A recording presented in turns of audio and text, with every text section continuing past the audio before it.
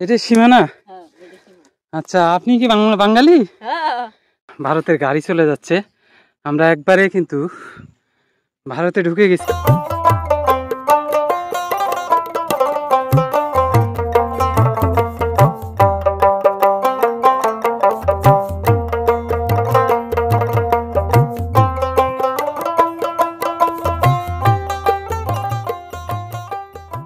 পাহাড়ি বনভূমি থেকে সবুজ সাফল্যের গল্প, সীমান্তবর্তী কোচপাড়া। বাংলাদেশ ভারত সীমান্ত ঘেঁষা এই পাহাড়ি জনপদ একসময় ছিল গভীর বনভূমিতে আচ্ছাদিত। এখানে বসবাস করত কোচ সম্প্রদায়, যাদের জীবন ছিল প্রকৃতি নির্ভর ও সরল। কালের আবর্তে তারা ধীরে ধীরে এই এলাকা ছেড়ে চলে যায়।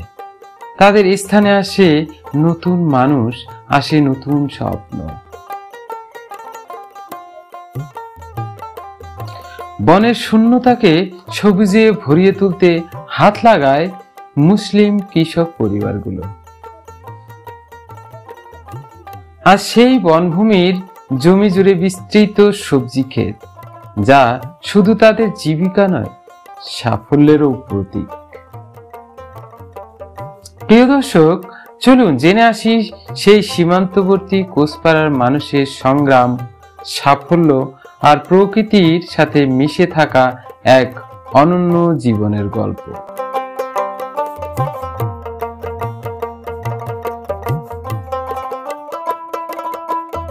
আসসালামু আলাইকুম প্রিয় দর্শক, এই মুহূর্তে যে যেখান থেকে আমার ভিডিওটি দেখছেন সকলকে জানাই স্বাগতম। আমি এখন আছি ময়মনসিংহ বিভাগের হালুয়াঘাট উপজেলার ভবনকুড়া ইউনিয়ন কোচপাড়া জনপদ থেকে। আমি আপনাদের কোচপাড়ার যে কৃষি জনগোষ্ঠী আছে তাদের জীবনধারা এবং এখানকার কৃষিকাজ সম্পর্কে তুলে ধরার চেষ্টা করব। তো প্রিয় দর্শক, ভিডিওটি দেখতে থাকুন। আশা করছি আজকের এই ভিডিওটি আপনাদের ভালো লাগবে। আর যারা এখন পর্যন্ত আমার এই চ্যানেলটি সাবস্ক্রাইব করেননি তাদেরকে আমি রিকোয়েস্ট করব চ্যানেলটি সাবস্ক্রাইব করে পাশে থাকার জন্য।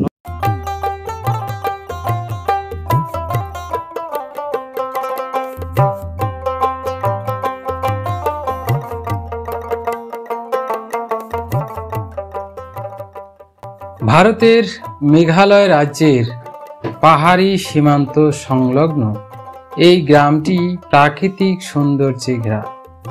যেখানে একসময় নিরিবিলি বনভূমি ছিল, আজ সেখানে সবুজ সবজি ক্ষেত। গ্রামের প্রতিটি পরিবার আজ সবজি চাষে যুক্ত।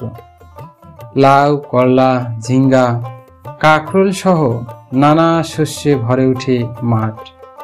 এখানে প্রতিটি ফসলের গাছ যেন কৃষকের ঘামের ফসল। দর্শক, আপনারা দেখতেছেন এই অঞ্চলে প্রচুর পরিমাণে সবজি চাষ হচ্ছে।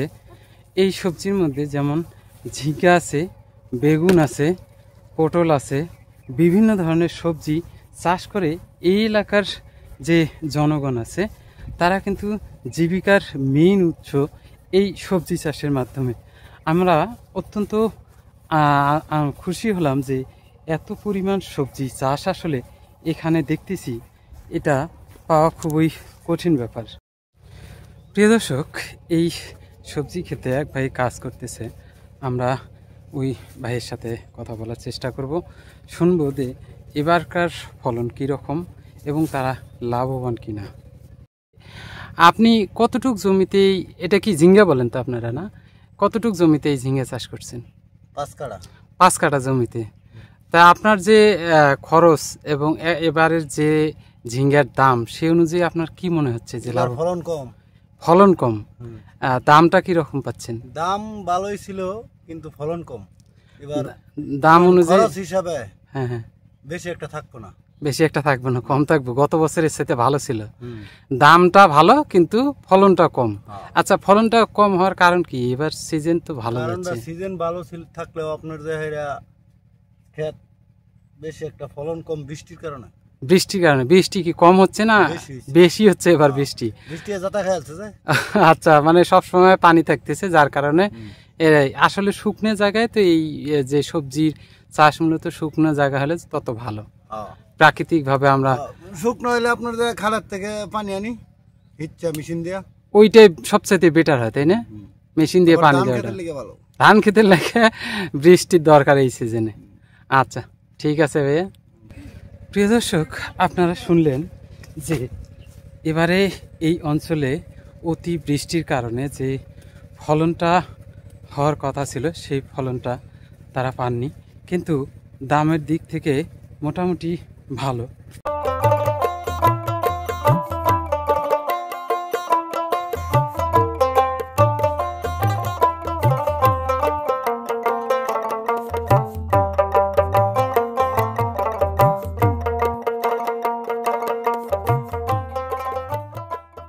এখানে আমি এই যে এটা আপনারা কি কি বলেন, এটা ঝিঙ্গা, ঝিঙ্গা বলেন। এই ঝিঙ্গার মধ্যে ফুলের নিচের দিকে এই পলিথিন দিয়ে কি জানি আটকে দেওয়া হয়, এটার কারণটা কি একটু জানতে হবে? এটা পলিথিন কাগজের ভিতরে মাটি দেয়, মাটি দিলে ওজন হয়, ওই পুঁটির মধ্যে লাগাই দিলে ওজন হয়, ওজন হয় পরে সোজা হয়।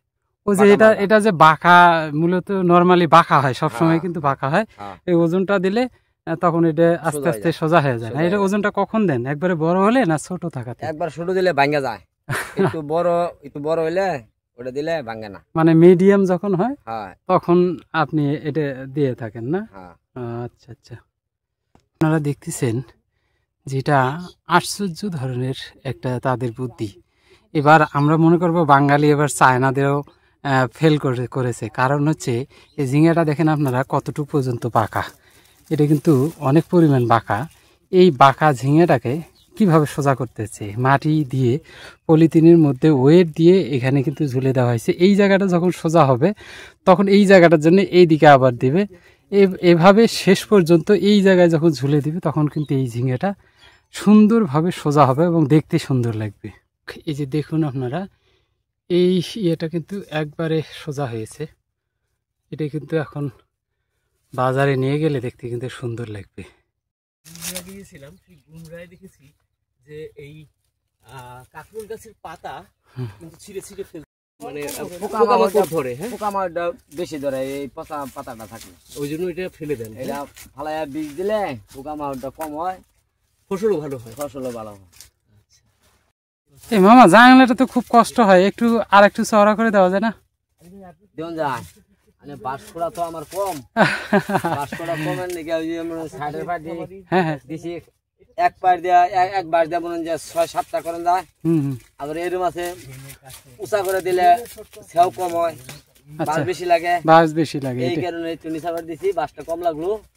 আর ওই যে বুড়ো দাল লাগাবার গেছি গা কাপ দাপ করে মনে হয় যে জাংলাটা দেওয়া হয়েছে যে একটু নিচা করে দিছি। আবার নিচা করে দিলে পাতলা গাছ মনে হয় যে ওটা ভালো হয়, ডেমি ডুমি উঠতে পারে, মানে নিচে করার একটা বেনিফিটও আছে। হ্যাঁ আছে, ডেমি মনে হয় তুলো লাগে না, বান্ধ লাগে না। আচ্ছা আচ্ছা, কালকে মনে হয় যে উড়ে গাছ ছায় বেশি, ছায়া হয় বেশি, তখন করে দিলে আর কি আলো বাতাস লাগে, গুঁড়া আর কি বেশি লাগে। আমি একটা সবজি ক্ষেত থেকে আপনাদের সাথে এই মুহূর্তে কন্ট্যাক্টে আছি। এই যে দেখুন এই পরিমাণ সবজি, এই এলাকায় এই পরিমাণ সবজি হয় যে এই সবজি দিয়ে সারা দেশ উপকৃত। বাট এখানকার কৃষকেরা কিন্তু কোনো প্রকার সরকারি সুযোগ সুবিধা পায় না। এর বিশেষ কারণও আছে অবশ্য। তার কারণ এই জায়গাটা এরা যারা করতেছে এটা কিন্তু আসলে তাদের নিজস্ব জায়গা না, এটা পুরো হচ্ছে বন বিভাগের জায়গা। মাঝে মাঝে কিন্তু এদের বাড়িঘর তৈরি এখান থেকে সরাইতে বলে, যার কারণে এই এলাকায় আপনারা সরকারি কোনো সুযোগ সুবিধা নেই। কিন্তু এলাকায় যদি সরকারি সুযোগ সুবিধা দেওয়া যেত তাহলে যে পরিমাণ সবজির চাষ এখানে হয়, এরা হয়তো সুযোগ সুবিধা পেলে এবং ট্রেনিং পেলে আমি আশা করি যে এখান থেকে আরও এর চাইতে দ্বিগুণ পরিমাণ সবজি কিন্তু উৎপাদন করা সম্ভব। এই পাহাড়ি জনপদ এত পরিমাণে সবজি চাষ হয় এখানে, এটা কিন্তু প্রিয় দর্শক একবারে সীমান্তবর্তী এলাকা। আপনাদের যদি আমি দেখানোর চেষ্টা করি যে আমরা ভারতের যে সীমান্তবর্তী বর্ডার এলাকা, এখান থেকে কাটা তারের বেড়া খুব সুন্দরভাবে দেখা যাচ্ছে। এনারা সম্ভবত আমাদের বাংলাদেশি কৃষক মাঠে গরু চড়াচ্ছেন। আমরা একটু কাছে যাওয়ার চেষ্টা করব, কিন্তু এই মাঝখানে যে সম্ভবত এটা ঝর্ণা প্রবাহিত নদী, আমরা এই নদীটা পার হওয়ার চেষ্টা করব। একবারে নিকটে গিয়ে আপনাদের দেখানোর চেষ্টা করব আমি ভারতের সীমান্তবর্তী এবং ভারতের কোনো লোকের সাথে আমরা কথা বলতে পারি কিনা। কাকি, আমরা কি এদিক যাইতে পারবো? এই যে একটু কাছে দেখার জন্যে। আপনারা কি বাংলাদেশি? হ্যাঁ, তাহলে কি পার হবো আমরা? হ্যাঁ, ও আচ্ছা, এটা সীমানা, ওইটা ইন্ডিয়ান, এটা সীমানা। আচ্ছা, আপনি কি বাঙালি? বাংলাদেশ থেকে এইখানে গরু চড়াইতে নিয়ে আসছেন? কিছু বলে না ওনারা? বলে কতদিন কয় দিদি এনতেনে গরুটা লিয়ে যা করে। ও আচ্ছা আচ্ছা। প্রিয় দর্শক, আপনারা দেখছেন একবারে আমরা বর্ডারের কাছে আছি। একদম এটা হচ্ছে ভারতের সীমানায় যে কাঁটাতারের বেড়াটা দেখা যাচ্ছে, এইটা ভারতের গাড়ি চলে যাচ্ছে। আমরা একবারে কিন্তু ভারতে ঢুকে গেছি। আপনারা দেখলেন যে এটা বাংলাদেশের যে সীমানা, আমরা এই বাংলাদেশের সীমানাটা ক্রস করে অলরেডি কিন্তু ভারতের দিকে ঢুকে গেছি। এটা হচ্ছে ভারতের বর্ডার, মেঘালয় রাজ্যের যে বর্ডারটা, এটা তুর পাহাড়। আমরা একবারে নিকটে। এই যে প্রিয় দর্শক, বাংলাদেশের সীমানা। আবার এই যে এখানে বড় সীমানাটা এখানে দেখা যাচ্ছে। এখানে ইন্ডিয়া হচ্ছে 1122, আর এই সাইডে আমরা দেখব বাংলাদেশের পিলার হচ্ছে 1122। এই এলাকাটার ভিতর দিয়ে যেহেতু বন জঙ্গল বেশি, এই দিক দিয়ে কিন্তু হাতি প্রবেশ করে আমাদের দেশের এই বিভিন্ন ধরনের সবজি, তারপরে বাড়ির ক্ষতি করে থাকে। যার কারণে প্রিয় দর্শক আপনাদের দেখানোর চেষ্টা করবো, এখানে বেড়া দেওয়া আছে, এই যে তারের বেড়া। এটাতে যদি কখনো হাতি আসে তাহলে এই তারের মাধ্যমে, এখানে আপনাদের দেখাই আমি, যেখানে বাল্ব সেট করা হয়েছে। এই যে আপনারা দেখতে পাচ্ছেন যে এই যে বাল্ব, এই বাল্বের মাধ্যমে ওনারা কিন্তু আলো দিয়ে থাকে। হাতির একটা বিশেষ নিয়ম আছে, যদি প্রচুর পরিমাণে আলো, যেমন মশাল, এই কারেন্টের বাতি, আবার এই তারগুলোতে কিন্তু কারেন্ট থাকে ওই সময়, তখন কিন্তু এই হাতিগুলো আর ভিতরে প্রবেশ করে না বা এদিকে আসে না, আবার ওরা ফিরে যায়।